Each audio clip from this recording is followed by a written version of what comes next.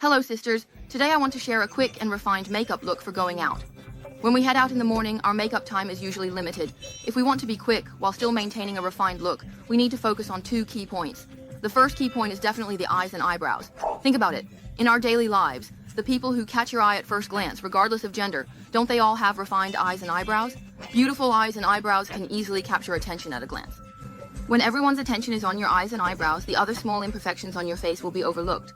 So after preparing your skin, the first step can be to focus on your eyes and eyebrows. I know many sisters find drawing eyebrows difficult and can't get them right. Like I used to, they would look like two caterpillars lying on my face, especially when time is short. The more anxious you get, the more likely you are to make mistakes with your eyebrows. So many sisters tend to give up on eyebrows altogether in the morning or just quickly draw a few strokes at the tail.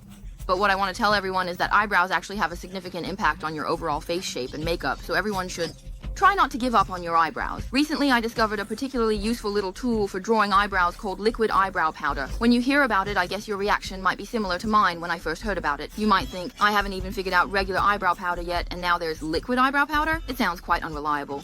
But out of curiosity, I decided to get two to try them out, and I ended up being proven wrong. This product is actually more convenient to use than regular eyebrow powder and works really well. After using it, I immediately recommended it to a few of my friends who are into beauty, and they were instantly hooked. Before using it, give it a good shake like this, and when you first take out the brush, it has quite a bit of liquid on it, so remember to scrape off the excess liquid at the bottle's opening. When you're drawing, the process is actually the same as your usual eyebrow routine. We start from the middle to the back, filling in the color towards the end of the eyebrow. Just fill in the gaps according to your usual eyebrow shape, extending all the way to the end of the eyebrow. You see, the end of the eyebrow is quickly done, and without picking up more product, use the remaining powder on the brush to fill in the front part of the eyebrow. When you reach the front of the eyebrow, you can turn the brush vertically to fill in a few gaps. You see, a very natural and soft misty eyebrow is completed, and the color is really very close to my natural eyebrow color. My color is ash gray, so if your hair or eyebrow color is similar to mine, you can use this as a reference.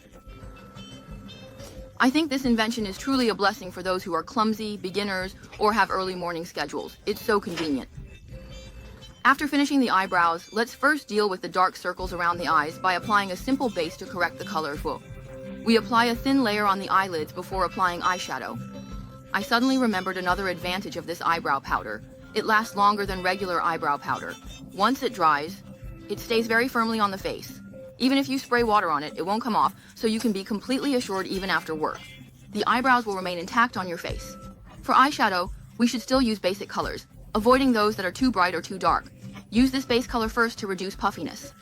This time, when we talk about bold eyebrows and big eyes, we're not emphasizing color, but rather focusing on depth and the flow of the hair.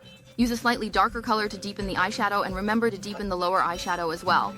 Then, use a liquid eyeliner to fill in the roots of the eyelashes, and just gently extend the eyeliner at the outer corner of the eye without making it too long.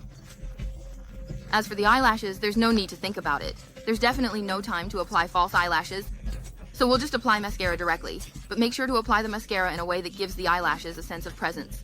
Before applying though, first make sure to curl all of your eyelashes completely. Look, this is the eyelash after curling and this is before curling, so you must ensure that you curl your eyelashes before applying mascara. If your eyelashes are sparse or if it feels like you haven't applied anything after using mascara, you should definitely try this mascara. Initially, I didn't think it was that effective, but I saw many positive reviews online, so I went back and studied it again. Indeed, I wasn't using it correctly at first because it provides a lot of product, so you must scrape off the excess product at the bottle's opening several times. Then you see the bottom part is like a row of combs and the top part is serrated. First, use the comb-like bottom part to evenly apply the product from the root of the eyelashes onto each lash. Look at the comparison between the two sides. Isn't it already very noticeable after applying on this side? Then we use the serrated top part. This time we only brush the roots of the eyelashes, moving them back and forth to gather them together so they clump together like clusters. Do you see how the effect of distinct lashes is even more pronounced now? It's as if you've applied thick false eyelashes. Then we follow the same steps to brush the lower lashes. No need to dip into the tube again, just use what's already on the brush.